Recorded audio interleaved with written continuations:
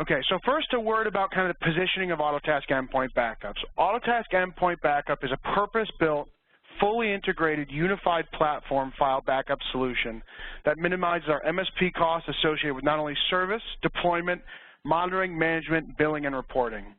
It does this while it helps introduce increased continuity for both the MSP and the end customer. It's a proven managed service that's familiar with thousands of customers across the world. I've been doing these calls for quite a while, and everyone I talk to understands backup. They understand why it's important. The key differentiator for Autotask Endpoint Backup is our deep integration with both Autotask Endpoint Management and Autotask PSA. And we're going to do this to streamline the management, operational costs, and increase your profits. Okay, so I'm going to jump over now and go right to a live demo. The demo is going to be purposed through opportunity capture and provisioning. So how do we onboard a new client? How do we configure and deploy to thousands of PCs at a time efficiently and effectively? And how do we monitor our backup service and management? And we're going to end with customer lifecycle management. How do we onboard old customers, existing customers, upgrade them, and increase, hopefully, their seats as we go along. All right, so with that, we are going to jump over. The first thing you will notice is our dashboards. Again, this spans our platform. You'll see here we have dashboards very similar to Autotask. They are designed to give you the most pertinent information available to you when you need it. You'll see here on the left-hand side, we have all of our teams. Team is synonymous with company or customer in your Autotask database, sites in your AEM database. As you can see from this widget, I have 12 active, I have a disabled team, and I have a trial team. You'll notice the mouse does change to the finger as I go over these. I can click on any one of these and get to the underlying data to see maybe which team is disabled, which team is still on trial, and where we need to go. Over here, I have my trial team, so you can see currently I have an active trial. You have 14-day trials built right in. They do not bill against your account at all. They are 14 days to try out the backup, make sure they're happy with it, make sure it works, and everything they want is accomplished. To the right, we have our team summary. So again, we have 12 active teams. We have a device. We have almost 3,000 gigabytes of included storage, and we have 1,300 additional gigabytes of storage allocated. Really important to the lower left here, these are kind of the opportunity widgets where I can see if a team is getting towards over allocation. So if I have a customer who's almost 100% pegged for their storage, I can go in, increase their storage, add more users, add more devices. You can also click through and change how these work and how these are integrated and see by which percentage you want to go to. You have your top 4, top 10, and then top 40 accounts. Next widget here shows you a breakdown of storage based off what's included with their devices versus what's been allocated as additional storage. So again, you can start to see as customers are using more and more storage, growing their install base with you. All right, so we have a graphical interface similar to Autotask. We have a top navigation, so I'm going to click over to Teams next. So again, teams are your customers. So I'm going to go in here and look at all of my teams. What you'll notice here, company ID, company name, the plan, so Autotask Endpoint Backup, end user license status. We're going to have a little bit more on this coming up in a second. How many days might be remaining in their trial? You can also sort by any of these if you want to come in and see the trial teams first. What's their status? What's their invoice preference? Storage they have, storage percentage used, users, devices, and then here you can see pending devices and new devices in the last 30 days. You do have a column chooser as well if you don't need to see all of this information or really want to truncate this list down a little bit. Right, so from here, we're going to create a brand new team. So I'm just going to hit the Create Team button, and we will put in whatever team we want. We're going to do Metro Ford currently. You can see here Team Plan. This is the Autotask Endpoint Backup. Devices. So this is mirrored to Autotask Endpoint Management. So a device is an endpoint. So if you have a user with a workstation at work and a laptop possibly at home, they would have 2 devices assigned to them. So in this case, we'll put in 4 devices. You can see the storage automatically allocates at that 40 gig. You get 10 per user. That storage is allocated across the whole team, so I can divvy it up to whoever I need. In this case, I'm also going to add on some additional storage, so I'll put additional 100 gigs. So now they'll have 140 gigabytes available for their backup. What's our invoicing period? Is it monthly or annually? Is it a 14-day trial? And then backup notification email address. So this is, again, specific to this customer or this team. Who's the email contact, or what's the email contact you want to get backup notifications for on this team? You can also use a distribution list in there should you need it. Team representative, so this is talking about the end user license agreement. So what this is we try to make this as seamless as possible to install, deploy, and start backing up for your customers. So what we do here is make a representative at that customer who can read, understand, and accept the end user license agreement, so it's accepted for that entire team. So in here, I'm going to put Tom Tata. Tom is going to accept the EULA for us. And I'm going to come down to Autotask integration. So this is one of the really key points. The unified platform at Autotask. We want all the information to be the same in all the systems, and you have access to what you need. So in this case, I'm going to map this to the PSA. I have a couple options here. I can map it to an existing PSA company. When I do that, I can pick if I want to add it to an existing contract or make a brand new contract right from the scratch. In this case, I don't have this customer in our database. I'm going to create a brand new company for this team by clicking this radio button. All right, I'm going to call this Metro Ford -AEB, Endpoint Backup, and I'm going to pick the contract start date. Again, really important for that integration, what's their monthly service period? This is going to go right into Autotask, so it's important if it's a monthly customer, you always pick that first of the month. And I'm simply going to click the Create Team button. While I'm creating the team, what I'm going to do now, I already have Metro Ford. I'll go with Metro Ford Company. And I will make this, I will start this on the first of the month. So while I'm creating that contract, I'm going to bring up our Autotask, and I'm going to search for that Metro Ford. So here you can see Metro Ford Company. I'm going to open up Metro Ford Company, and we'll go right to their services on their contracts. You notice here the contract was set to the first of the month. We have our services built and added on to this contract for those 4 devices and 100 gigabytes.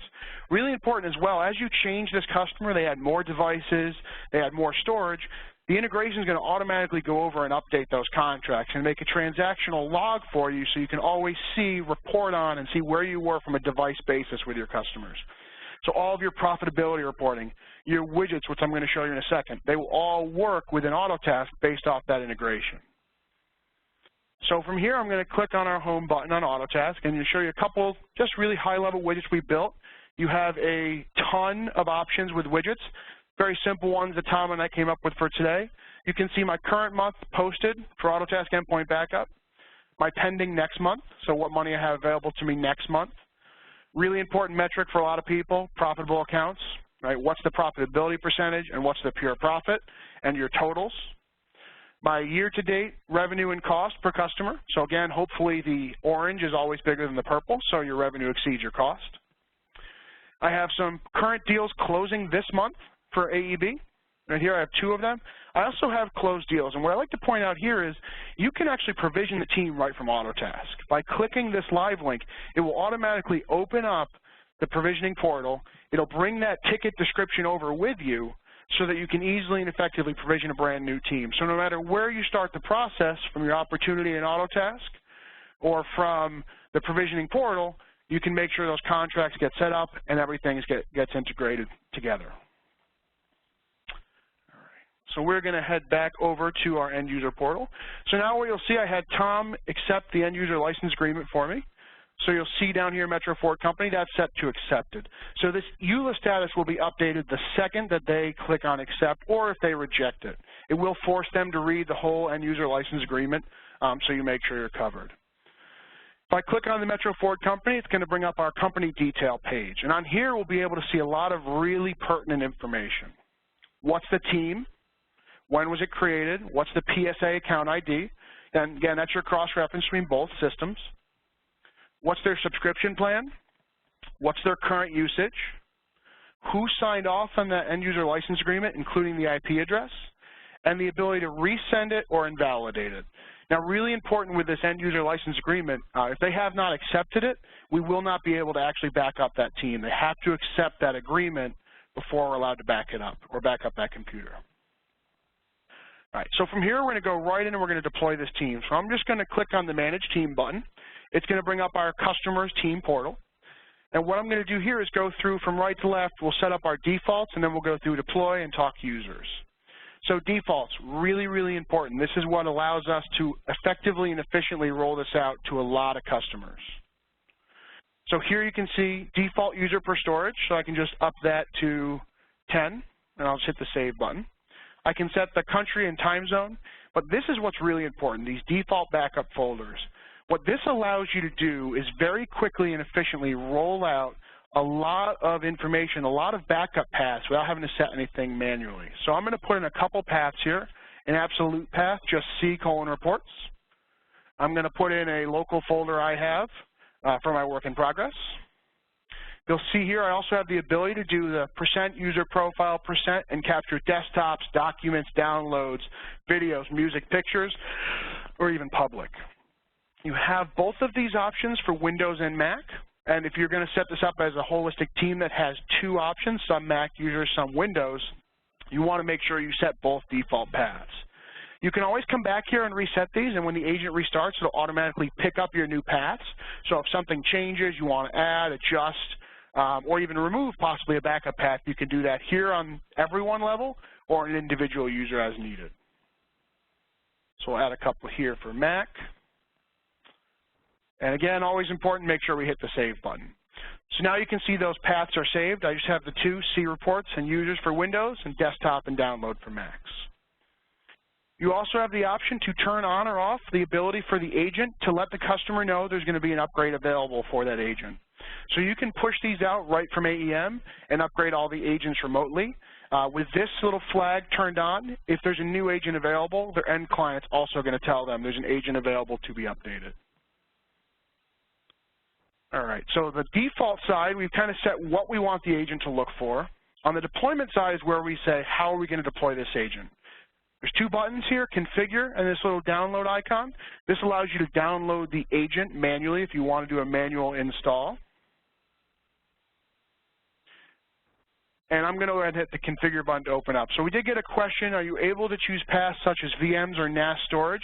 That's a great question. So as long as the device is mapped to the computer, be it a public drive, F drive, yes, we can map and pick that up. So you can actually get to that right through the computer itself. So the offering we're seeing today, the question was, is the backup stored in Canada for Canadian resellers?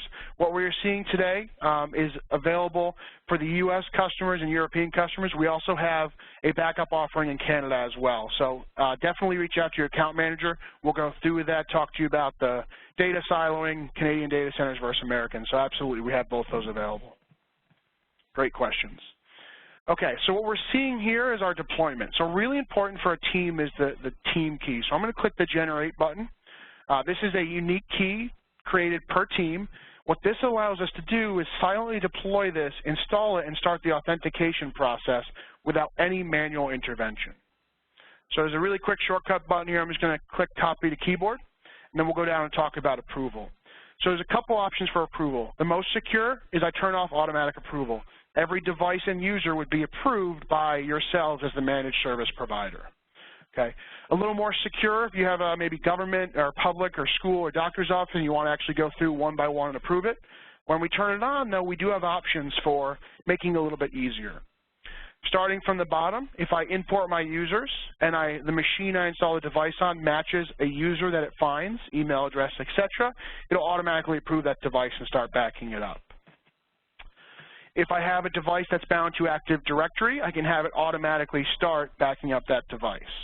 And then the kind of always approve at the top means basically whatever device connects with this team key, it's going to approve and create a user. When you're doing any of these, it's very important that we set the default domain. So this allows it, if it's not bound to Active Directory or it's a user we can't find for whatever reason, we can build a user with this domain address. So in our case, as Autotask, it's our company website, so it built me at autotask.com. So once I save that, I'm going to open up the agent I installed on my machine. I have not done anything else other than install it. So it'll bring up this page, and I'm doing the manual configuration right now, where I can type in my team key. So I'm going to click the OK button. While I click the OK button, right now it is reaching out to our servers, and it is telling them that team key, checking those security settings, make sure everything is good to go, and then it's popping up and letting me know as we're backed up. So what I'll do now is I'll open up the agent. And I'll bring over my taskbar here so you guys can see it. So you can see over here, here's the agent. It's logged in, it's authenticated, and my progress is already backing up. So it took those paths that I predefined, and it's backing up those files automatically for me and showing me the progress. Okay. Again, if I'm doing 1,000, 2,000 PCs at a time, as long as I'm careful and set my default paths correctly, as soon as I roll this out, it's going to start updating and backing up those PCs. You'll also notice it built a user for me. So it found my eWelch at Autotask, and you can see my storage is already going in my last completed backup. And it added the device as well, because I set that to automatically approve. So what does this mean? I just showed you manual install, but let's look at it in terms of Autotask Endpoint Management. So we have an Autotask Endpoint Management is a component. So I'm going to come in here to my eWelch device, and I'm going to run a quick job. So I'm going to pick my Endpoint Backup installer, and here is where I could put in that team key. I could do this for one machine, I could do it for 1,000. Once I put this in and I start running this component, it's going to go out to all the devices that we have monitored and selected and install the agent. It's also going to check the log file. So we have logging on the silent install in case something goes wrong and it fails to install. So if you have 1,000 PCs, maybe 3 of them were unsuccessful. So you can get that error report, let you know which devices weren't successful, then you can go in and see why, maybe reinstall the agent, maybe they were offline, whatever the reason may be. And again, really important here when you do this, take advantage of the maintenance windows when you're doing updates and different options within AEM, so you don't flag alerts in Autotask when the agent's going offline for an upgrade or an upload. Okay, so again, this is what we really want to drive, that simplicity, that ease of use. I can push this out to as many customers as I need with very manual user input involved. All right. So we're back here on the user side, so we can see here my eWelch. So I'm just going to click on my device. Again, right now I'm the MSP. As the MSP, I can come in and do a restoration right up here by clicking the Restore button. I can restore to the same PC, or if maybe it got stolen or spilled coffee on it, I could restore to a brand new PC for them. We have our restore status, so we can see the restorations that are taking place as we go along. And then really important is our versioning engine. So obviously I just started backing this up. I don't currently have any versions, but we are a continuous backup methodology. The second a file changes, we save a new version of it. Those versions are held free of charge. They do not count against your storage quota. Only the most current or live version counts against your quota. They are stored for 6 months. We store every version saved for an hour, the last version from each hour for the last day, the last version from each day for the last week, last version from each week for the last month, and the last version from each month for the last 6. Okay? And those versions, again, do not count against your storage quota. Really important for doing a full rollback if a crypto virus is installed or a crypto locker, or maybe they deleted a bunch of stuff and you want to go back to a previous version. I also have the option here to recycle the device or disable it. You do get a buffer if you do that of 14 days. So if you manually tell it you want to recycle the device, you then have to actually authenticate in with your MSP password to make sure you're an authorized user. You will also have 14 days to undo that in case someone does it. And deleted files are kept for 6 months as well. All right. So I'm going to go back to, again, our manager. Again, this is all through that one credential logged into your Workplace Manager account. And I'm going to go next to our users. So on our user side, we can see here 2 users. I have myself at Bank of America and myself at Metro Ford. And I can see my devices. So if they call you on the phone, they're not sure what their device ID, device name is, you can right-click right on their user, and you can get right to their manager user devices. So this will bring you, again, right in to do your restores, do your versioning, and make sure everything works. You can also see here some really important information. How many devices does that user have? What's their allocated storage? What have they used so far? What's their utilization percentage? How many times have they logged in? what's their last login, and then what's the date they were created. These are exportable as well. If you want to run a quick report or get that information right out of the system, you can do that. All right, we will go next. So John Katz asked a really good question. And actually, John, I think I implemented you, if I remember correctly. So John's question was, is this file-based backup, no image-based? That is correct. This is a file-based backup application. So it looks for the files on the desktop and workstations and backs those up. And really the market and the way we kind of pitch this is I'll use our executive team at Autotask as an example. Before we had Autotask Endpoint Backup, we used the F drive, very common for backups. And if you saved it to the F drive, it would obviously get backed up. That included things like VPNs, making sure you connected to the server. But that, if you didn't save it there, that information would get backed up. So when people are traveling, our executive team is in meetings, it's not always convenient for them to go ahead and store it to the F drive. This way we target that machine. So if that laptop gets stolen, gets lost, or they need a new one, we can restore all those really important files to their new machines. But that is a good question, John. It is file-based backup, not image-based backup. And Greg Kelly had a question on the default domain, so I will go back in there. I can go right to the team, and I'll go to Welch Consulting here. So the default domain from the deployment, what this does is basically say when I'm creating a user, Greg, if I'm not bound to Active Directory and it cannot find the user's email address because we're not bound to an Active Directory environment, when it makes that user, it will use the VM name or the profile name, so eWelch, and then it'll append this default domain right to that to make sure that it gets created correctly. That's what the default domain is. There's also little help guides here within it, so you can see how that's used when you're in the application. All right, we have one more really good question coming in. It's about updates to the backup agent. Are they installed automatically? They are not installed automatically. They can be pushed out from AEM to every single device simultaneously, but we do allow you the ability to essentially approve the update. They can be done silently. There is no user intervention. They don't have to change anything or click anything. It can be pushed right out from Autotask Endpoint Management. All right, so on the devices page we'll go to next. So this is really important. This is where I like to see your snapshot of every single device and backup you are doing across your entire company. A lot of really important information here. So I'm just going to scroll to the right. We can see our backup size, what's pending backup, what's the progress of our current backups, are we fully backed up, yes or no, what was our last full backup, what's the version of the agent, and then obviously the device. You can also click right on here and get to a little snapshot of the device where I can see every single path that's currently backed up for them, file counts and file sizes, total size and storage size, and see which path might have failed. I also, again, have that Manage Device option right here, so I can very quickly get back to that PC if I have to do a restore or do a roll back to a previous version. This report is also exportable, so you can pull this information out. You have a lot of filtering options. You can look for just not backed up devices here, devices that are currently offline, devices that have an optional upgrade that could be on the latest version, but it's not really a requirement, devices that are an obsolete version of the agent, and this would be dictated by us on our side. If we roll out a brand new agent, we would flag the old agent as needed to be upgraded, and you have time to test it out before you upgrade it. You have the the column chooser here as well. You can put in company filters or user-based filters. Okay. And this is exportable to both CSV and XLS.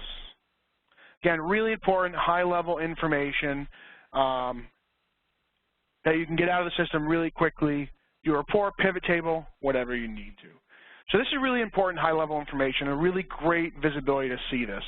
What I'm going to talk about next is our agent XML file.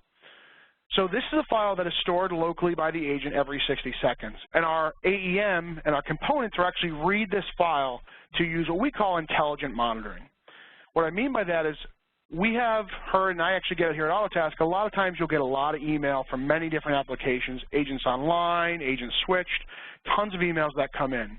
So we really wanted to put the power in AEM and yourself to decide when you want to be notified, when an alert should be read. So this entire file is available on a local machine to be parsed by endpoint management. You can see some in blue, nothing special about them. I just highlighted ones that I thought were most pertinent. So go through a couple examples here. We can see inbound, outbound network usage on a per device basis. What's the agent status? Disconnecting, connecting, authenticating, retrying. What is the backup active? What's remaining? This one, really important, what folders are being backed up, if we maybe put additional folders on there. We can see any error delay, so if the server had to impose a backup delay, maybe they have too many changes, something's happening, or maybe they shut down their agent, we can see that. Backup last complete, backup setting. We have some backup warnings, and what's really powerful about these is it's not just looking for this one, backup setting as a monitor, but it's the combination. So maybe if a device goes offline for 6 hours, I'm not really worried about it. Maybe they shut it down, they're on vacation. But maybe if it's offline for 6 hours and it's got over a gig to back up and the backup paths aren't set correctly, maybe then I want to flag an alert. So again, it's not just any one of these, but it's really the combination of all of these files and the values you can set to trigger an alert. And all of these, of course, because of AEM, will flag over as a ticket if your integration is set up correctly and your alerts are set up correctly. So we had a couple good questions come in. I'll take a second to answer here. One of the questions was, are the files encrypted from the source to destination, and who keeps the encryption key? Absolutely. We do utilize 256-bit encryption, both in transit from the agent to our servers and on the servers themselves. We are SOC 2 audited, and we are HIPAA compliant. We will sign a BAA. And we use rotating encryption keys, so nobody has the actual encryption key to those database files. We had another question that come in, can a missed backup / not backed up trigger a ticket? Absolutely. So you can see here there's a bunch of things for do not back up, last backup time, so you can absolutely trigger a ticket off that. And you can see here backup active is a yes or no, a Boolean logic. Great questions. Okay. All right, so I'm going to minimize that and come back to my portal here. We do have reporting options as well, so we can report on different entities here. You can go by event type, with teams created, updated, deleted, managed, manager, user, logged in, created, etc. Branding, theme change. So one of the questions I think I saw over chat, we do have some branding options, so you can change some of the logos. The Autotask Endpoint Backup logo will be on the agent and the service name, but you do have some branding options there as well. You also have a shortcut button right here to download the agent if you do want to do a manual install and you don't want to use the RMM. All right. So I'm going to give everyone just a couple seconds here. Do we have any questions coming in before we switch over? So the question that just came in is AEM and Autotask have any plans for a full image solution? So we do not have any plans currently for full image solution. Obviously, we do look at all of the alternatives available to us and see what options are out there, what we can do, how we can better improve our services. So while I can say right now we do not have a full image solution on the planning board, we will obviously look into that and always look at every avenue. The other question, will the webinar be recorded for later viewing? It absolutely will. We are recording this webinar and can make it available to you. All right, so what I'm going to do, I'm going to log out of my manager portal here, and I'm actually going to bring up what your customer gets as an end user portal. Yep, one more question came in. Is there a Mac agent? Yes, there is. And you can set the default paths and team keys for both Mac and Windows. Right here I have the Windows agent, and right below it I have the Mac agent. We also want to make it really easy for your end users. So you have a couple options here we want to look through. So you have an endpoint backup portal. This is the customer's portal where they can come in and actually log in, see, look at, and restore their information should they need to. So I can see my device here. I can click in and see my paths. So I can actually click in and see what I have backed up.